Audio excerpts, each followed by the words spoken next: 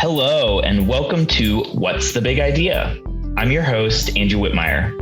Today's episode is brought to you by Destination Imagination, commonly referred to as DI, the leading creative problem-solving experience for children.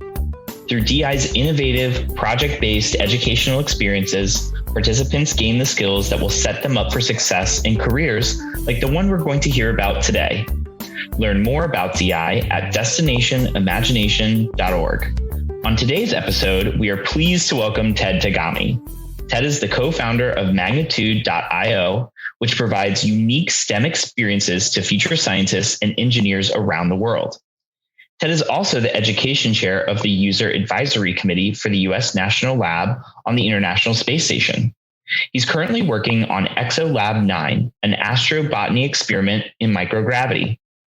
Ted describes himself as an artist by trade who works with brilliant people in their area of domain expertise. And a little secret for everyone who's listening, Ted is pretty brilliant himself. Joining us today from Berkeley, California, please welcome Ted Tagami. Hi, Ted. Hey, Andrew. Good morning. Good afternoon, I guess, for you. Yes. How are you doing today? Oh, it's glorious. I'm feeling really good. Thank you. But hey, let's jump right in. You obviously are pretty big into the space, if you will. But the path you took to get to kind of where you are today was a little more circuitous. So if you could tell us a little bit sort of about yourself and just your journey to sort of how you got to where you are today, I think that'd be a great place to start. Holy smokes. Well, that's probably a longer journey than your audience really wants to listen in on. But circuitous is probably a good way to identify the path. You follow what you enjoy. At least I have. I'm what I would classify as late middle-aged, which means I'm getting close to 60. And so I've had a number of things I've been able to try and do. But what I've come back to was that first original love. Being a very small person, I guess I was getting into first grade maybe, but I was watching them go to the moon, Andrew. It was absolutely amazing. These guys were on a rocket and they're going to the moon. And that inspiration, I kind of wove in a lot of different things, internet startups and real estate and a bunch of other things. But invariably, it looped me back around because I ended up getting kids of my own and they grew up. And they were in high school. And I was looking at the way our educational systems were working today. And that thing that I'm most passionate about, that creativity and the imagination and being able to take that and applying it for something was what I was feeling was missing. I was seeing that my sons were really understanding fundamentals in school and they had the building blocks, but they didn't know how to apply it, right? And so for me, if we could do something at Magnitude, was a company that we created 8 years ago, it would be a way to introduce those opportunities, to think about your foundational building blocks of math and of reading at the younger ages, or of science investigation as they got older. So yeah, a lot of different paths to get to where I am. And getting into the space, as you called it, I was very naive. And if anything, I was bringing that 6-year-old imagination along with me to figure out at the age of 50, what was it that we needed to do? And that naivete and that willingness to say, I don't know. Can you help me? But being willing to take notes and learn and do homework, I think it's super important. If you're going to ask someone that really is good at what they do, you've got to be willing to step up and go above and beyond if you even want to get their attention. So that's something I've been challenged with. And it's a lot of hard work. It took us about 4 years from starting from zero. But we got our first mission in orbit after 4 years. And we've been fortunate enough to be able to put something up every year, and in some years, a couple. With our next mission, I think you mentioned at the top of the conversation here with our Exo Lab 9, which launches in August. That's really great to hear. And it's so interesting because a lot of times our guests on this podcast, I find that there's this moment that happens often when we're very young that really inspires us to ultimately come back around and reconnect with that moment of awe or inspiration that takes place in childhood.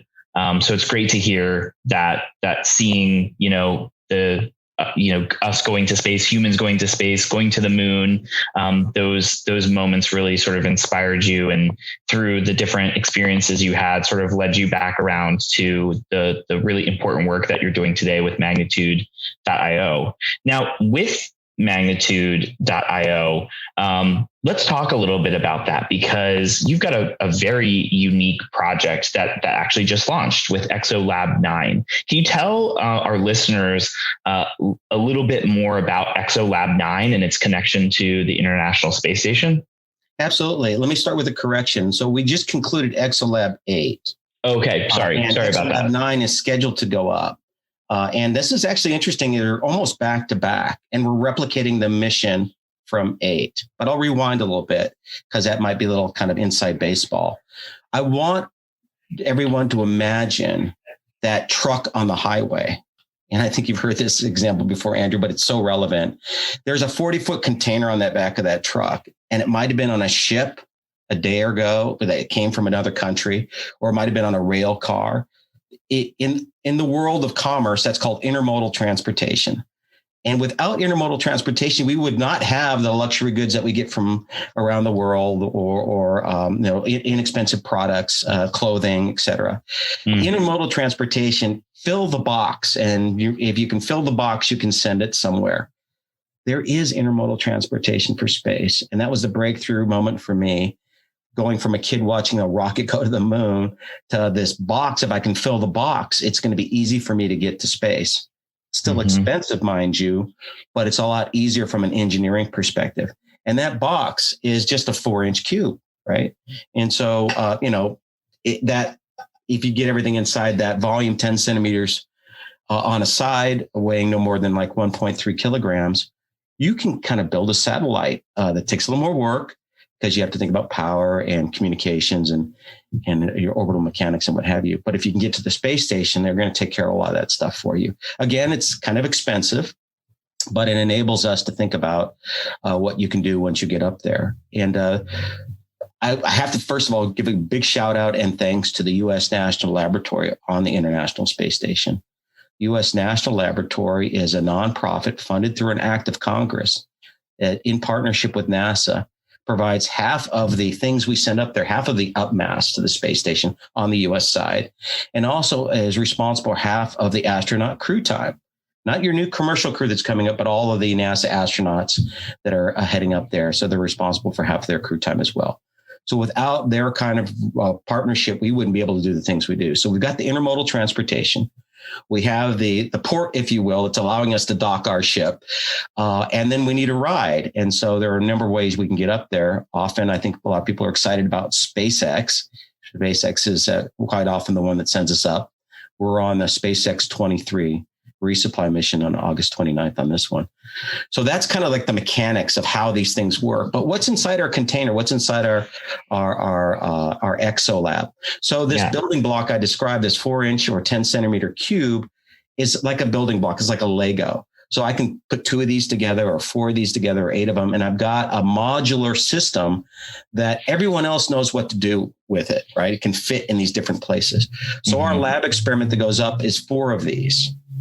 And when we send that up, it is looking at life with very little gravity, microgravity. And we get microgravity while we're in Earth orbit. And this is really kind of blows me away thinking about it, because I really don't like the idea of falling. I don't know if you ever had one of those nightmares where you're like falling and then you wake up. Oh, yeah. Yeah, they're terrifying. So microgravity happens because the space station, the International Space Station, about 250 miles above the planet, is always falling. That's something I did not know that. Yeah, it's always falling. And that's why you have microgravity. The reason why it doesn't land on the Earth is it's moving too fast across the ground. So its ground speed over the Earth is about 17,500 miles an hour. Okay, I did know that. Yeah, at that altitude, we basically keep on missing the Earth because we're moving so fast. Wow. Right. So that's why we're in orbit. That is a bit mind-boggling, isn't it? Isn't it? Now, if we started going a little slower, what's going to happen? Our orbit will start to fall. And eventually we'd get caught in the atmosphere and we'd burn up like You look at the night sky, you see, the shooting stars or what have you. And if we go a little faster, what's going to happen? Our orbit's going to start getting larger, and you might actually even leave Earth's orbit and you're now in deep space. So that is kind of keeping us there. And that's our microgravity. And our lab is looking at that fundamental force. What happens to life without this force of gravity? That evolution has managed, that we think about gas law and gas behaviors, materials, everything is different. There are three things that you can do when you're on the space station that most people are focused on. The gravity one is the one I mentioned, is what we're focused on in our experiment. But you've also got Earth observation. You can see our beautiful blue planet as it's, underneath you, it's moving very fast. The space station goes around our Earth every 92 minutes, every 90 minutes thereabouts. So they get 15 sunrises and sunsets every day. They don't age as fast, but they get to see the sun go up and go down that often, which is pretty wild. So that's it's Earth observation. It's the microgravity, and the other one is the extreme environment of that orbit, the 250 miles. And so you've got increased radiation. You don't really have an atmosphere. So, when the sun comes up in the morning, it might be cold just before sunrise and it starts to warm up. And a beautiful day like today, it's going to be nice and warm by the afternoon. Probably have to put your sunscreen on and a hat.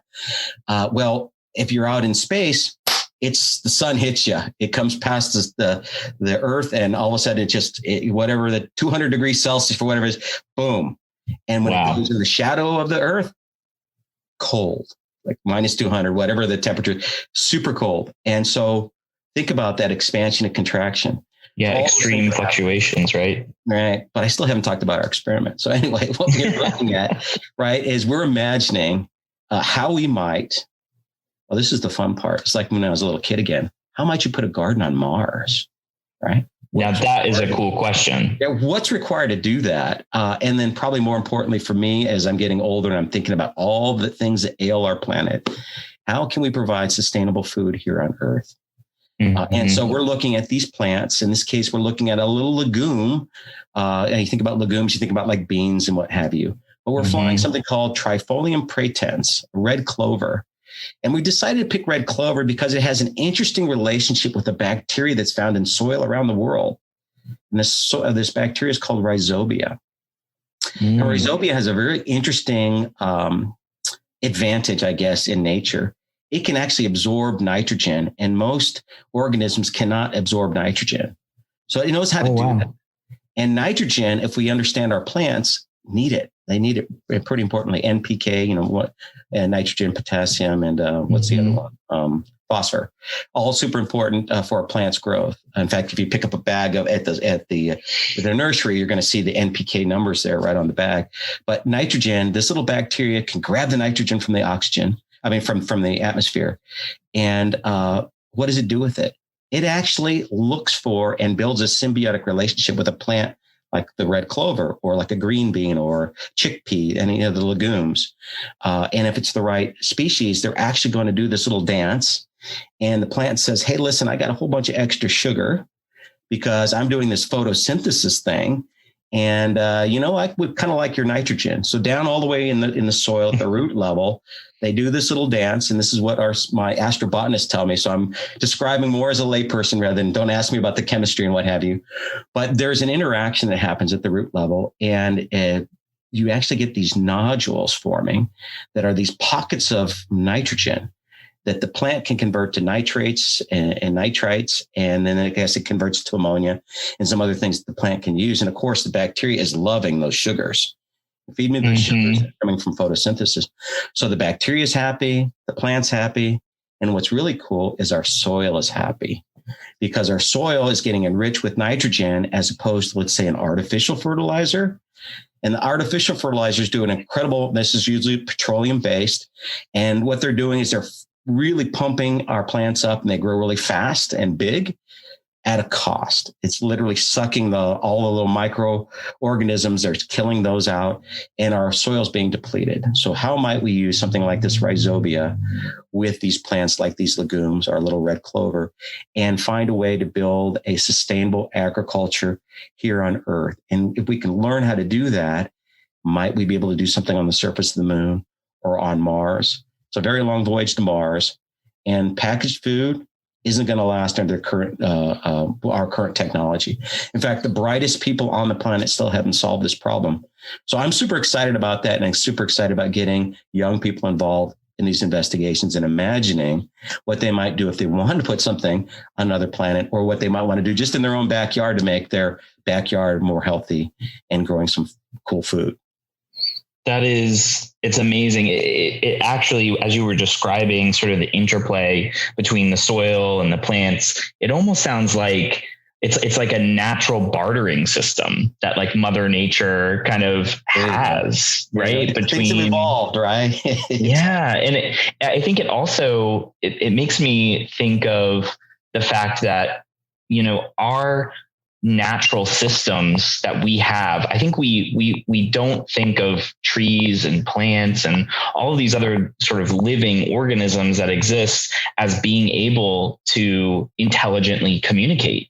But in fact, they do, they are, and it's critical to the sustainability of, like you said, life here on Earth. And if we can inspire kids to get excited about that through what's happening in space, that is a huge net positive for where we need to go and how, as sort of a collective, society here on Earth, how we do really think about sustainability here on Earth. So I really appreciate you going into that detail and explaining that to our audience, because I think it's really some powerful stuff that Magnitude.io is doing and with the Exo Lab. Are you brand new to Destination Imagination and ready to learn more? Join us for an introductory webinar. These 45-minute information sessions are designed for parents, educators, and volunteers who are ready to learn the basics of DI and how to get started. Sign up to attend a complimentary live session online or download the captioned video on demand. Register today at destinationimagination.org/thebigidea. So my question for you, sort of as a follow-up, is if someone wanted to get their students involved or participate in the next Exo Lab, how might they do that? Well, that's pretty easy, actually. You just go to our website, magnitude.io, and we've got some information there. And our name Magnitude came with purpose. It actually came just in a flash of brilliance of literally walking out of a building with my co-founder when we're thinking about organizing the company. And we wanted to make a difference in education, but not just an incremental change. We wanted to introduce change orders of magnitude more than what we were experiencing, both with respect to reach and also with respect to cost. Because as I mentioned earlier, and I think many people know, space is not inexpensive. It's really expensive. And until folks like SpaceX came along with reusable rockets, it was really ridiculously expensive. It's getting better and better. And so cost is a factor. And if you want to go to space, who wants to spend, $50,000 or $100,000? Or maybe less if you're kind of in a cooperative kind of arrangement. Or there's competitions. And there's really there are many other variations, but there are basically two types of engagements one can do: a cooperative engagement or a competitive engagement. And competition is awesome because you always find the brightest and most unique, and you can select. This is out of 10,000 teams, this team was the best team, or however you might want to set it up. Competition's good. But if we're just exploring and we just want to have a little bit of fun, sometimes competition might take someone that is not really necessarily comfortable about it or doesn't want to compete, but they love sharing, they love working together, they love collaboration. And so what we want to do with Magnitude is reduce cost and introduce collaboration rather than competition. We want every student to be able to experience this and be able to say, this is for me, or maybe it's not, but it isn't some barrier. And we didn't want to add the added burden of competing against something. And we felt that was super important. And so our cost to enjoy a mission to space like this is just $10 for a student. Wow. Just right. I think that's pretty reasonable. That's incredibly reasonable. I think it's less than the cost of a bus to go from your school to a learning center, to a museum or something. And so we wanted to make it very affordable. And that's a multi-week mission. This next mission going up is probably going to be about 8 weeks from beginning to end. And so it's very, very affordable. And then there's other equipment that an educator or a school district would need to get that would support that. But again, we try to be very reasonable with that.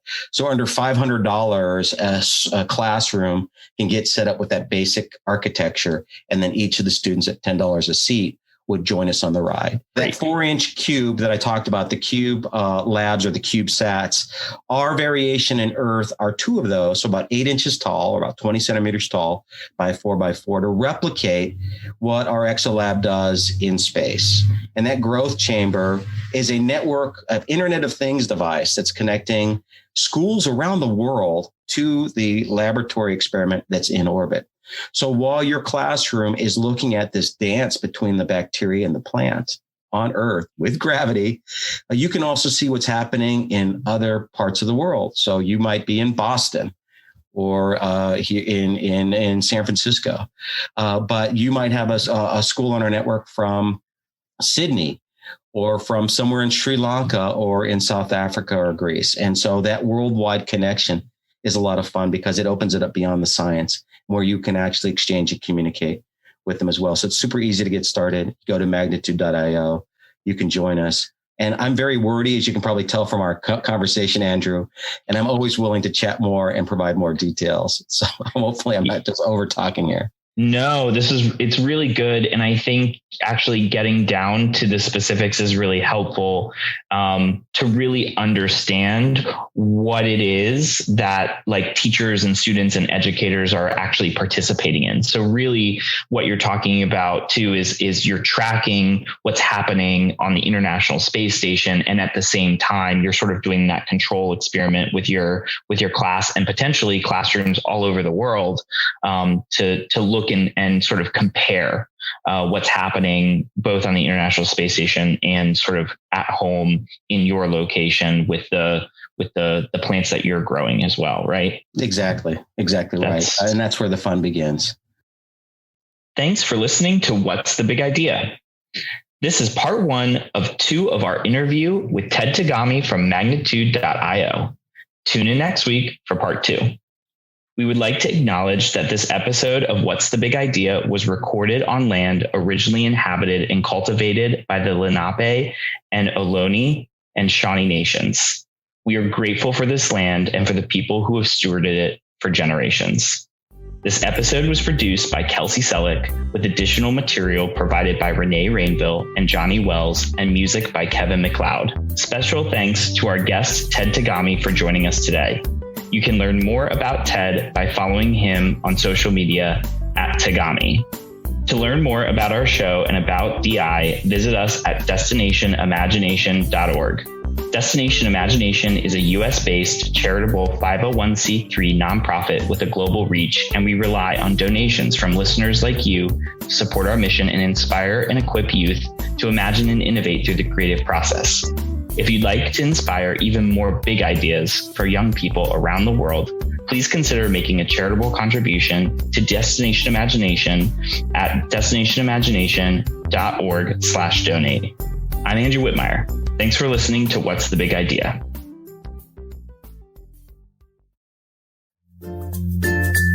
The U.S. Department of Labor estimates that 65% of today's students will be employed in jobs that have yet to be invented. We have no way of knowing what those jobs will entail, but we do know that the skills that will prepare them for success are the skills that they develop through Destination Imagination. Hi, I'm Johnny Wells, Director of Education for Destination Imagination. Before joining the staff, I was a team manager for over 40 teams. Being a team manager is still one of the most rewarding experiences for me as I watched hundreds of students thrive and grow. Destination Imagination, or DI, is an international project-based competition that reinforces the 4 C's: creativity, communication, collaboration, and critical thinking. You probably heard about those skills in today's episode, and DI is the place where kids like yours develop those skills for themselves. Students work together in small teams to create solutions to an open-ended challenge. DI's team challenges fall into one of 7 categories: scientific, technical, engineering, fine arts, improvisation, service learning, or, for the younger children, early learning. A DI team selects one of these 7 challenges and prepares a solution to present at a local tournament. Throughout the experience, students create projects, solve problems, build relationships, learn new concepts, and have a great time in the process. We're building the workforce of the future. Today's DI participants are tomorrow's innovators, problem solvers, and leaders. If that sounds like a good fit for you and the young people in your life, we'd love to have you join us. To get started today, visit destinationimagination.org/learn more.